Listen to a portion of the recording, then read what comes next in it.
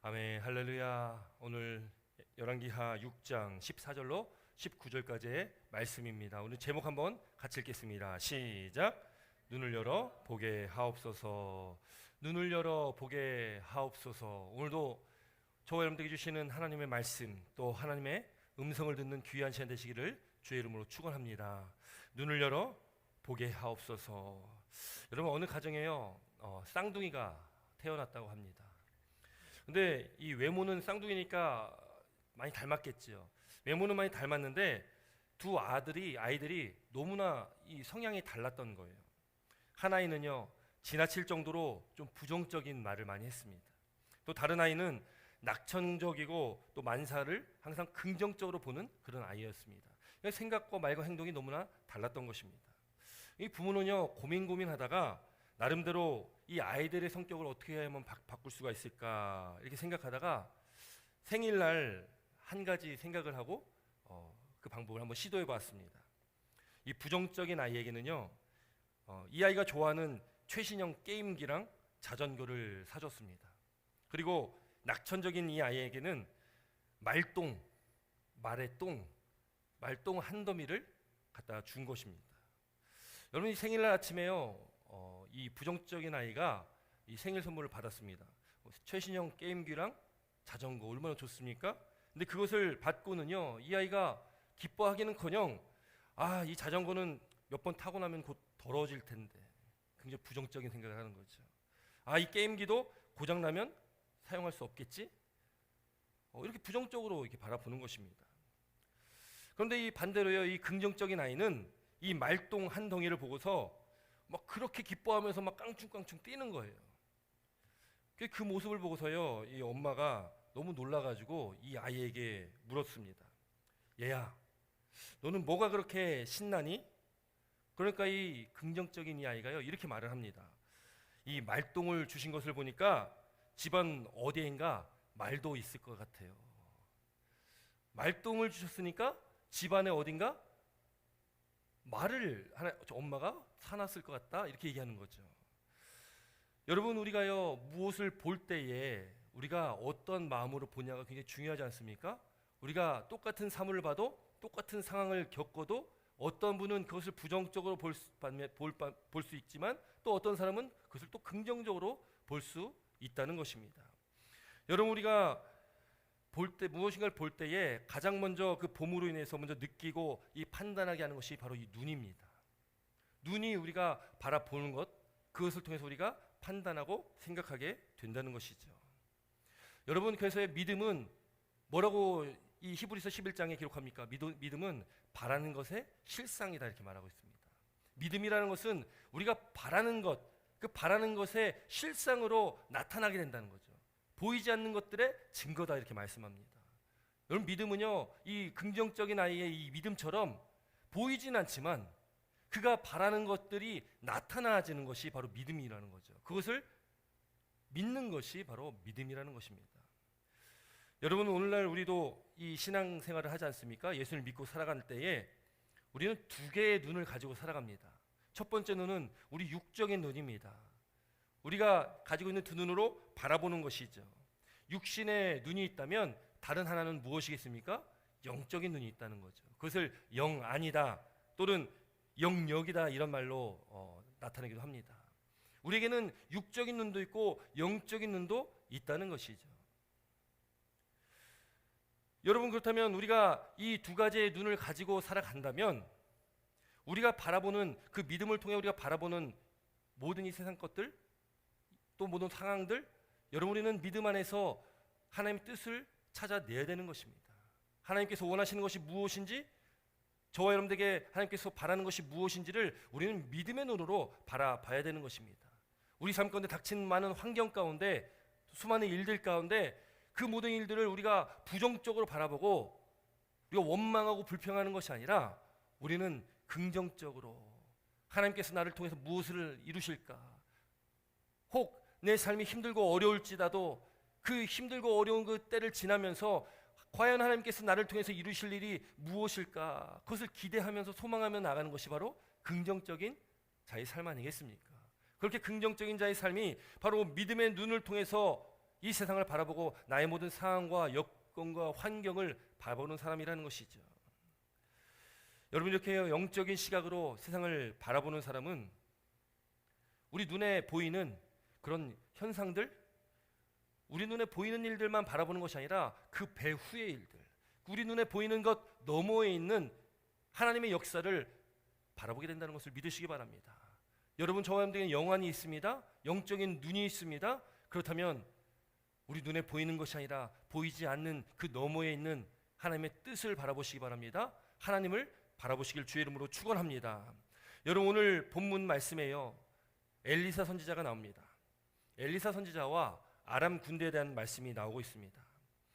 여러분, 먼저요, 이 아람이란 나라는 성경에 많이 등장하는 이름입니다. 오늘날에 시리아라는 나라가 있는데 그 시리아라는 나라 남쪽에 자리 잡고 있던 그 나라입니다. 범영이 컸습니다. 큰 나라에 사람들이 많이 흩어져서 사는 그런 나라였다는 것이죠. 성경에요, 블레셋이란 말, 그 단어는 많이 들어보셨잖아요. 이 블레셋이란 말 다음으로 많이 나오는 이 지명이 바로 이 아람이라는 것이죠. 이 아람이라는 지역은요, 우리에게 또 굉장히 익숙합니다. 왜냐하면 아브라함이 갈대아 우르를 떠난 다음에 이주해서 살던 지역, 바로 하란이라는 곳이잖아요. 이 하란도 아람이라는 그 지역 안에 이 하란 땅이 있었던 것입니다. 또 아브라함의 아들 이삭이 아내 리브가를 데리고 오는데 그 리브가도 아람 사람이었어요. 또 야곱이요, 20년 동안 삼촌 그 라반의 집에서 일을 하지 않습니까? 그리고 외삼촌 라반의 그 두 딸을 아내로 맞이하게 되는데 바로 이 라반, 이 외삼촌과 그 아내가 살던 그 지역이 바로 밧단 아람이라는 곳인데 그곳이 바로 하란이라는 똑같은 지역이거든요. 그러니까 이 아람이라는 지명은 이 아람이란 나라는 성경에서 우리에게 굉장히 익숙하게 우리가 접할 수 있는 그런 지명이고 나라라는 것이죠. 다윗과 솔로몬 왕 때는요, 이 아람이란 이 나라, 이 지역을 다윗과 솔로몬 때는 통일 왕국을 이루고 그 땅을 차지했던 때도 있었습니다. 우리 한번 지도를 한번 좀 보겠습니다. 좀 중요한 지역이기 때문에 한번 지도를 봅니다. 지금 가운데 있는 진한 노란색은 사울 왕 때의 그 지역입니다. 이스라엘의 땅이라는 거죠. 그리고 좀 연 노란색은 바로 다윗 왕 때고요. 그리고 위에 하맛이란 데 파란색으로 되어 있는 데까지가 바로 솔로몬 때의 땅입니다. 근데 지금 위에 보면은 가운데쯤에 아람이라고 돼 있고 그 밑에 다메섹이라고 써 있는 걸 볼 수가 있습니다. 바로 이 아람이란 나라의 수도가 다메섹이었거든요. 그러니까 다윗과 솔로몬 그 통일 왕국 시대에는 이 아람 지역이 이스라엘의 그냥 영토였습니다. 여러분이 아람 땅은요, 이제 이 다윗과 솔로몬 이후에 분열이 되면서요, 이제 아람이란 나라도 한 자리를 차지하게 됩니다. 우리 그 다음 지도 한번 볼까요? 예, 지금 보면은 북왕국 이스라엘과 밑에 남왕국 유다가 나옵니다. 그 위에 색깔이 칠해져 있는 곳에 아람이란 나라가 나오죠. 여러분이 아람이란 나라는요, 이스라엘을 참 괴롭혔던 그런 나라입니다. 북이스라엘의 가장 악한 왕이 아합 왕입니다. 그런데 이 아합 왕도 이 아람 군대에 죽임을 당하게 됩니다. 또 아람 왕 중에 베나닷과 하사엘이라는 왕이 참 이스라엘을 참 많이 괴롭혔던 그런 왕입니다. 끊임없는 전쟁을 이스라엘과 치렀고요. 그런데 또 전쟁을 하면서도 이 아람 나라와 또 무역도 하고 또 왕래도 하고 굉장히 싸우면서도 또 가깝게도 지내는, 가깝고도 그렇게 먼 이웃과 같은 나라가 바로 아람이라는 나라였습니다. 여러분, 오늘 이 본문 말씀은요, 지금 이 지도에 나오던 이 상황 가운데 북이스라엘과 남유다로 나눠져 있는 이 분열 왕국 시대에 지금 아람 군대가 지금 북이스라엘을 쳐들어온 그런 상황 가운데 있는 것입니다. 여러분, 아람 왕은요, 오늘날로 치면은 게릴라 작전을 폈습니다. 이 게릴라 작전이라는 것이 치고 빠지는 거잖아요. 몰래 숨어 있다가 공격하고서 또 숨는. 1955년도부터 약 20년 동안 이 베트남 전쟁이 있었습니다. 근데 이 베트남 전쟁을 한 20년 동안 치르면서 미국과 동맹국들이요, 결국에는 패망하고 철수를 하게 됩니다. 근데 그 큰 이유 중에 하나가 이 베트남 그 군인들의 이 게릴라 전술 때문에 그렇거든요. 치고 빠지는 것을 너무나 잘하니까 이 연합군들도 어떻게 할 수가 없었습니다. 그래서 패망하게 되는 큰 이유가 그 게릴라 작전이었다는 거죠. 이 아람 군대도 잘했던 것이 이 게릴라 작전입니다. 그런데 오늘 이 본문에 앞서 이 열왕기하 6장 8절부터의 말씀 보면 굉장히 이상한 말씀들이 나옵니다. 이 아람 왕과 아람의 그 신하들이요 의논을 합니다. 작전을 세웁니다. 어떻게 하면 이스라엘을 잘 공격하고 이스라엘 땅을 우리가 얻을 수 있을지 그렇게 의논을 합니다. 그런데 자신들이 공격을 하면은 매번 실패를 하는 거예요. 이런 일이 계속 반복이 됩니다. 그러니까 아람 왕은요, 아니 뭔가 우리 안에 첩자가 있는 것 같다. 이 이스라엘과 내통하는 자가 있어서 우리의 정보를 이스라엘에 좀 전해주는 것 같다. 이렇게까지 의심을 하기 시작합니다. 근데 이후에 알고 보니까 한 신복이 말하기를 자신들 안에 아람 군대 안에 첩자가 있는 것이 아니라 이스라엘에는 한 사람이 있는데 바로 엘리사라는 그 능력의 선지자가 있어서 모든 것을 다 알고 이스라엘 왕에게 다 알려준다는 것입니다. 여러분 이게 얼마나 놀라운 일입니까?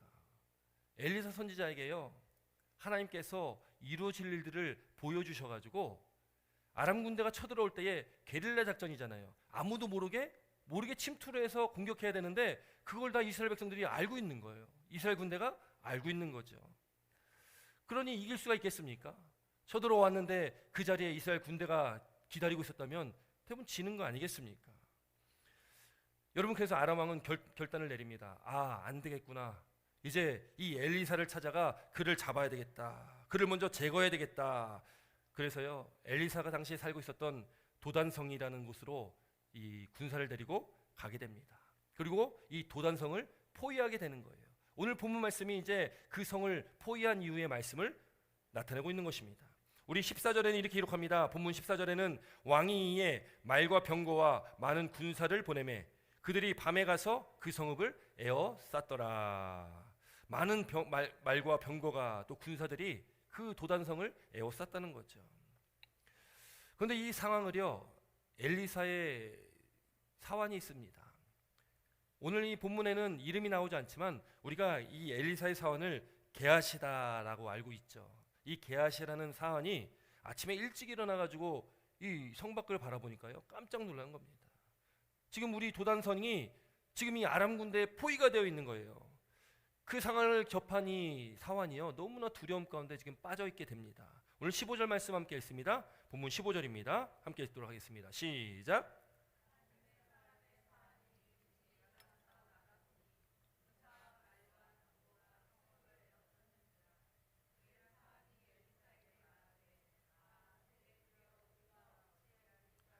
아멘. 여러분 사안이요 엘리사를 찾아가가지고 얘기하는 거예요. 내 주여 우리가 어찌합니까? 어찌합니까?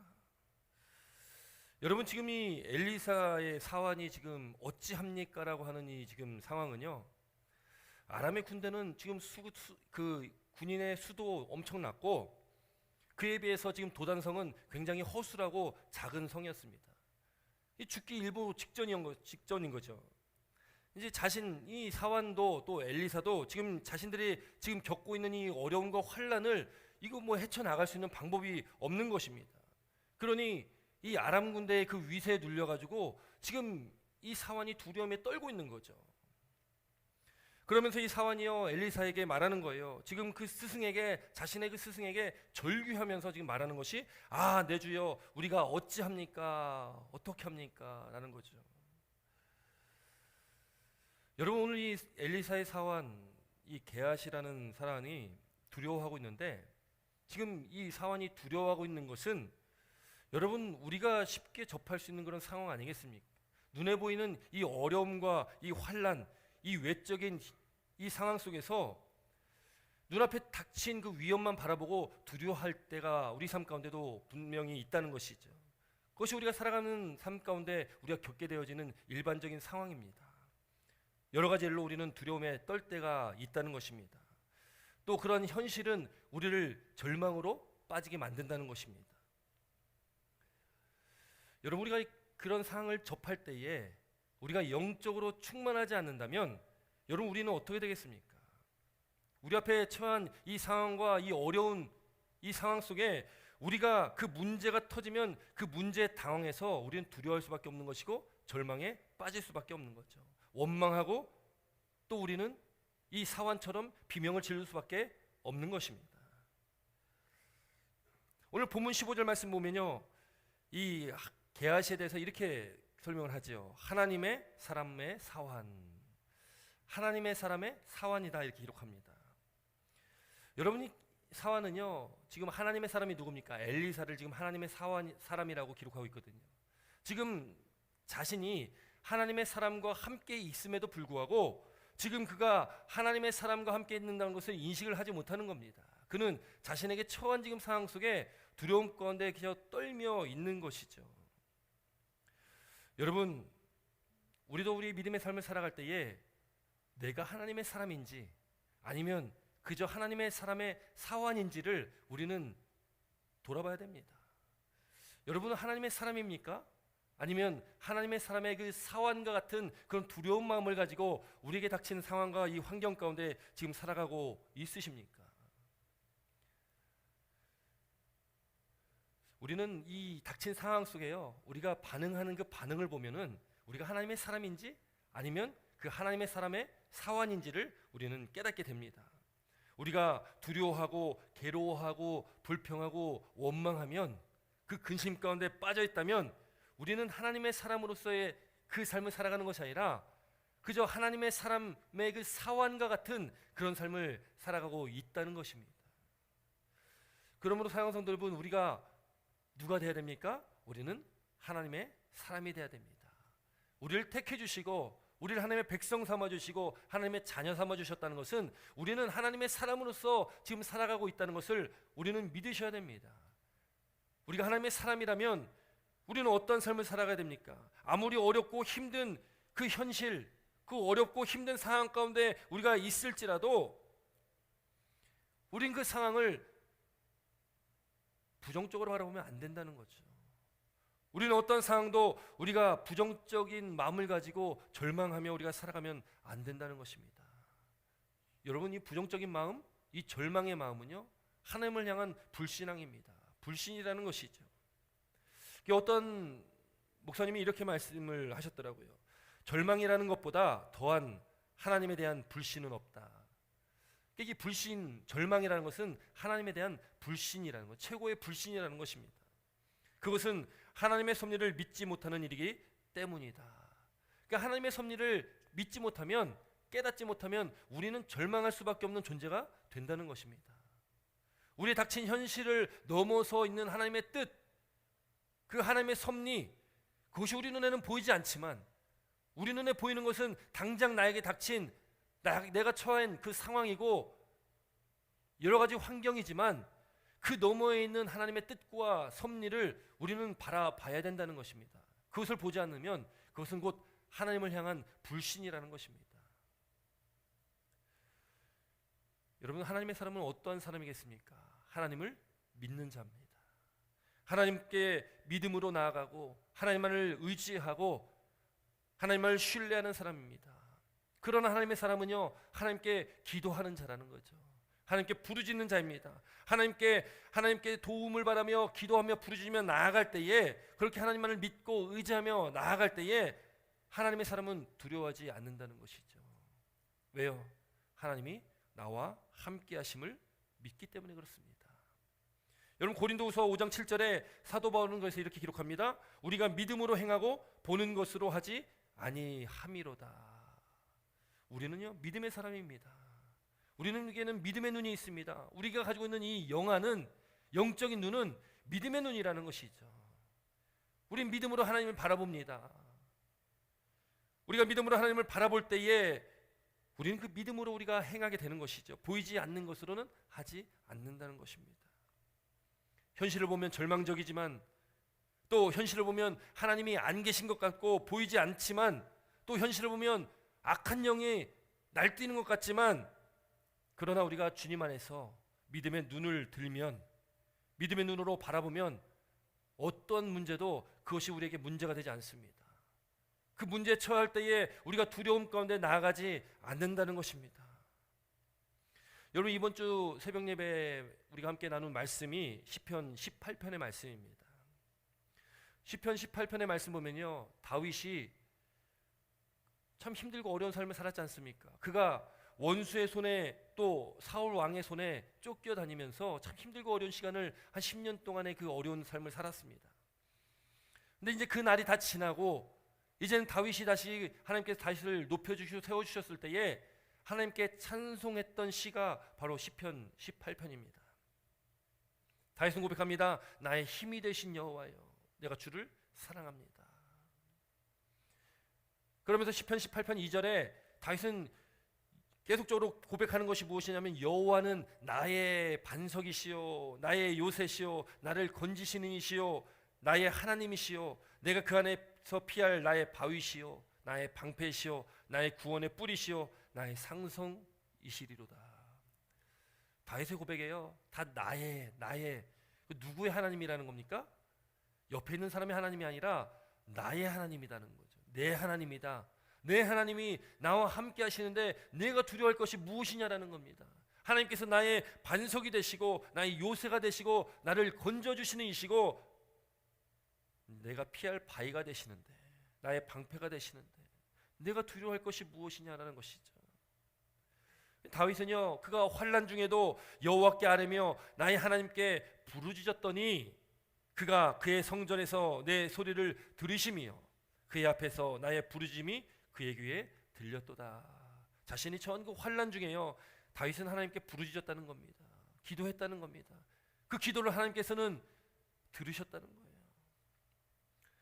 여러분 하나님의 사람은요 하나님을 믿는 믿음으로 살아가는 그 믿음의 눈을 가진 저와 여러분들의 삶은 우리에게 처한 그 환난 가운데 그 현실을 바라보는 것이 아니라 오직 하나님을 믿고 의지하며 하나님께 부르짖으며 기도하며 나아가는 것이라는 것을 믿으시기 바랍니다. 그렇게 다윗이 고백합니다. 내가 주를 의뢰하고 내가 하나님을 의지하고 그렇게 나아갔다는 거죠. 그때 하나님께서 하나님이 힘으로 내게 띠를 띄우셨다. 하나님의 그 권능으로 그 힘으로 다윗에게 띠를 띄워주셨다는 거죠. 다윗을 지켜주셨다는 겁니다. 하나님의 그 권능의 오른손으로 다윗을 붙잡아 주셨다는 것입니다. 그랬더니 다윗이 고백합니다. 내 길을 완전하게 하셨다. 하나님께서 다윗의 길을 완전하게 하셨다는 겁니다. 여러분 우리가 누구를 바라보며 누구를 의지하며 살아가십니까? 우리 삶 가운데 힘들고 어려운 이 환난의 때가 있을 텐데 고난의 때가 있을 텐데 그 역경의 때가 있을 텐데 여러분 그때 무엇을 바라보시고 무엇을 의지하며 살아가시고 계십니까?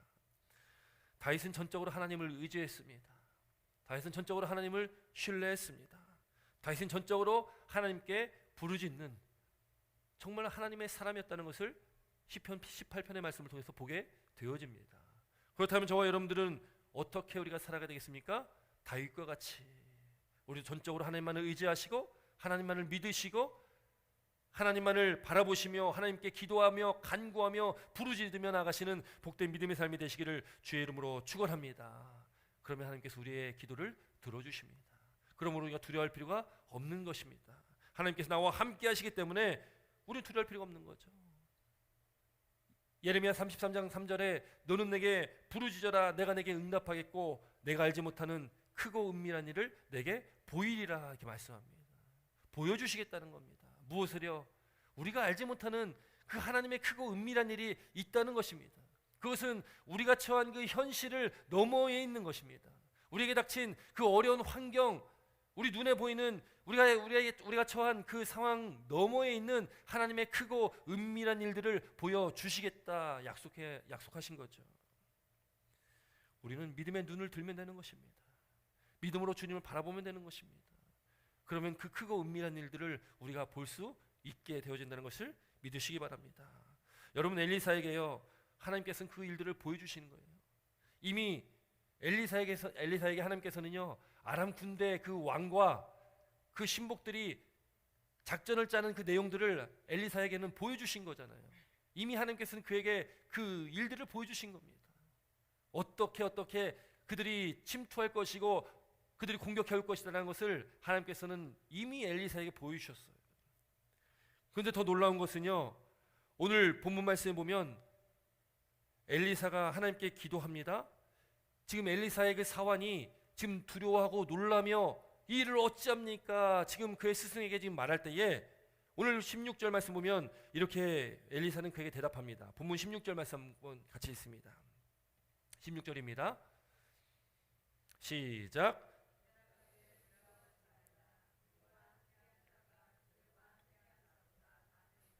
아멘. 엘리사는 그에게 말하는 거예요. 두려워하지 말라는 것입니다. 왜요? 우리와 함께한 자가 그들과 그 아람 군대와 함께한 자보다 많다. 여러분, 이 확신은 어디서 나오는 것입니까? 엘리사는 지금 그 하나님의 크고 은밀한 일들을 보고 있는 것입니다. 하나님께서 이루신 일들을 보고 있는 겁니다. 어떤 일들입니까? 엘리사가 하나님께 기도합니다. 어떤 기도들입니까? 지금 이 사환 그 청년의 눈을 열어서 보게 하여 주옵소서. 우리 17절도 함께 읽습니다. 17절입니다. 시작.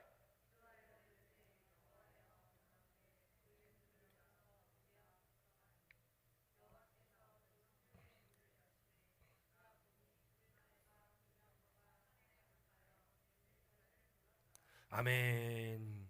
여러분, 엘리사는요 지금 사환의 눈을 좀 열어주셔가지고 이 사환이 좀 보게 하여 주옵소서 기도했잖아요. 근데 엘리사는요 이 말씀에 비춰볼 때 이미 지금 그 하나님의 불말과 불병거가 산에 가득하고 자신을 둘러 있다는 것을 엘리사는 지금 다 보고 있었던 것입니다. 나만 볼 수 없으니까. 여러분, 좋은 거 있으면 나만 보기 싫잖아요. 다른 사람들이 같이 좀 봤으면 좋겠고 같이 좀 즐거워했으면 좋겠고. 그렇지 않습니까? 아닙니까? 좋은 건 나만 봐야 되고 나만 먹어야 되고. 여러분, 우리가 좋은 것 있으면 함께 나누고 싶어하는 그런 마음이 있잖아요. 엘리사도요 자신의 지금 눈에 펼쳐져 있는 하나님의 그 임재하심, 그 영광, 그 불말과 불병거를 이 자신의 사환도 좀 봤으면 좋겠다. 하나님, 이 사환의 눈을 열어주시옵소서. 이 사환이 지금 그것을 볼 수 있도록 하나님 그의 눈을 좀 열어주시옵소서. 그렇게 부르짖었더니요 하나님께 그 사환의 눈을 열어주신 것입니다. 그 사환이 보니까 그 불말과 불병거가 있는데 그 산에 가득하고 또 그것이 엘리사를 둘러 있는 것입니다. 여러분, 이거 얼마나 장엄하고 웅장한 모습이겠습니까? 이 불말과 불병거, 하나님께서 보호하시는 하나님의 임재를 상징하는 겁니다. 하나님의 능력을 상징하고 있는 것입니다. 여러분, 믿음의 눈으로 바라보는 자는, 우리 성도는, 그렇게 영안이 열린 자들은 전적으로 하나님을 의지하며 하나님 믿는 하나님의 사람으로서의 우리가 삶을 살아갈 때에 우리는 하나님의 그 임재와 하나님의 능력을 우리의 눈으로, 믿음의 눈으로 보게 되어진다는 것을 믿으시기 바랍니다. 그러면 어떠한 상황 속에서도 우리가 두려울 것이 없는 것이죠. 왜요? 하나님이 나와 함께 하심을 우리가 너무나 직접적으로 우리가 체험하니까. 불말과 불병거가 우리의 눈에 그렇게 불말과 불병거의 형태로 보이지는 않을지라도 우리가 믿음의 눈을 들면 보이는 분이 계십니다. 여러분, 우리가 찬양했던 세상의 육시험이 이 3절의 가사를 보면요 주위를 둘러보면 아무도 없는 듯, 믿음의 눈을 들면 보이는 분 계시네. 지금도 내 안에서 역사하고 계시는 사망과 어둠의 권세 물리치신 예수님. 우리가 찬양했던 가사 아니겠습니까? 우리가 믿음의 눈을 들면 보이는 분이 계십니다.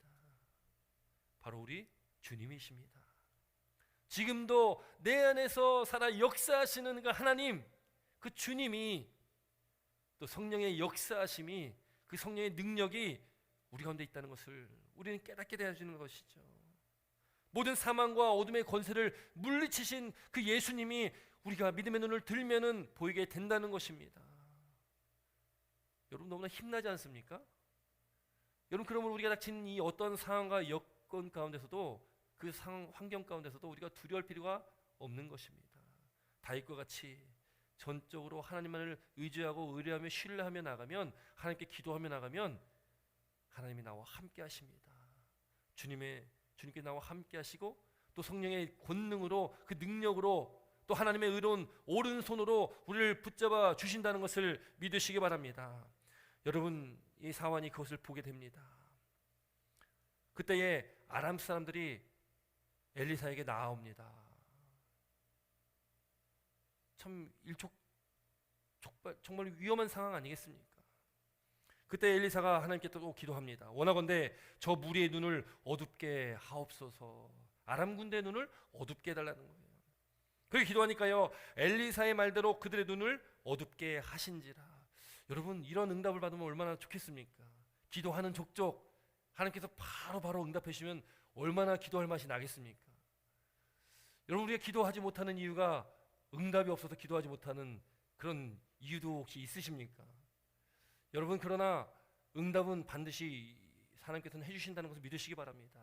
그러나 그 때가 우리가 생각하는 그 때가 아니기 때문에 우리가 기도의 응답이 더딘 것 같이 느껴지지만 하나님께서는 지금도 역사하시고 계시고 어제도 오늘도 내일도 우리 삶 가운데 살아 역사하시는 하나님이시기 때문에 우리의 기도를 반드시 응답하시는 하나님이심을 믿으시기 바랍니다.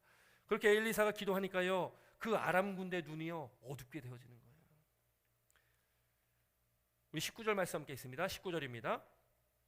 19절 말씀 있습니다. 시작.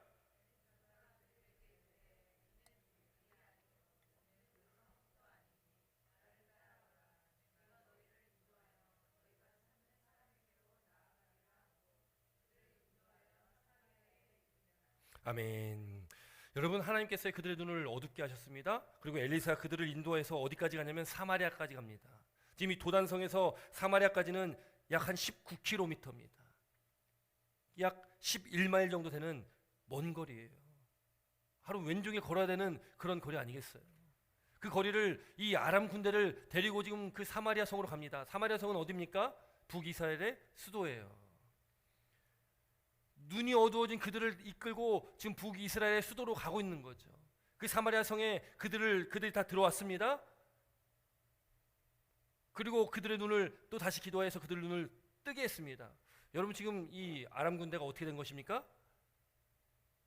포위 당한 것이죠. 맞습니까?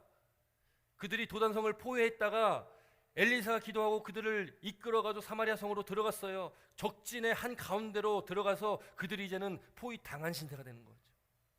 여러분, 당시 이스라엘 왕이요 아브람이라는 왕인데, 이 아브람은요 북이스라엘의 가장 악한 아합의 아들입니다. 여러분, 아버지가 악한데 아들은 오죽하겠습니까? 적군들이 자신의 성에 와가지고 다 잡혔으니 뭐 기뻐서 팔짝 뛰고 난리가 난 거죠. 당장 죽이고 싶은 마음이 막 샘솟았을 겁니다. 그때에 엘리사는요 죽이지 마시옵소서, 죽이지 마시지요. 그리고 그들을 배불리 먹여서 그들 나라로 돌려 보내소서, 이렇게 얘기합니다. 그리고 그 이후에요 23절 말씀 하반절에 보면은 이로부터 아람 군사의 부대가 다시는 이스라엘 땅에 들어오지 못하니라, 이렇게 기록하고 있습니다. 하나님의 말씀대로, 하나님 뜻대로 하나님만을 신뢰하고 의지하며 살아갔던 하나님의 사람 엘리사, 그를 통해서 이루신 하나님의 놀라운 이 역사들, 여러분, 우리도 오늘 이 시대를 살아가고 있는 저와 여러분들도 하나님의 사람으로 우리를 불러주셨다면 우리를 통해서 하나님께서 이루실 일들이 있다는 것을 믿으시기 바랍니다. 우리가 하나님의 사람으로서 우리가 이 삶을 살아갈 때에 우리는 하나님만을 전적으로 의지하며 신뢰하며 살아가야 됩니다. 그러면 우리가 알지 못하는 그 일들을 우리를 통해서 이루어 나가실 것입니다. 우리가에게 닥친 그 문제 너머에 있는 하나님의 섭리를 바라보시기 바랍니다. 하나님의 뜻을 깨닫는 저와 여러분 되시기를 주의 이름으로 축원합니다. 그런 믿음의 삶 가운데 우리의 삶이 다윗의 고백처럼 우리의 길이 완전하여지고 우리 삶이 하나님의 은혜 안에, 하나님의 말씀 안에 완전한 그 복된 삶을 살아가게 될 줄 믿습니다. 우리가 하나님의 사람이라는 것을 믿고 또 남은 이 한 주를 살아갈 때에 오직 하나님만을 의뢰하시고 신뢰하시며 살아가시는 복된 믿음의 삶이 되어서 늘 하나님과 하루하루 매 순간순간 동행하시고 그 하나님의 은혜 가운데 늘 승리하시는 복된 믿음의 삶이 되시기를 주의 이름으로 축원합니다. 기도드리겠습니다.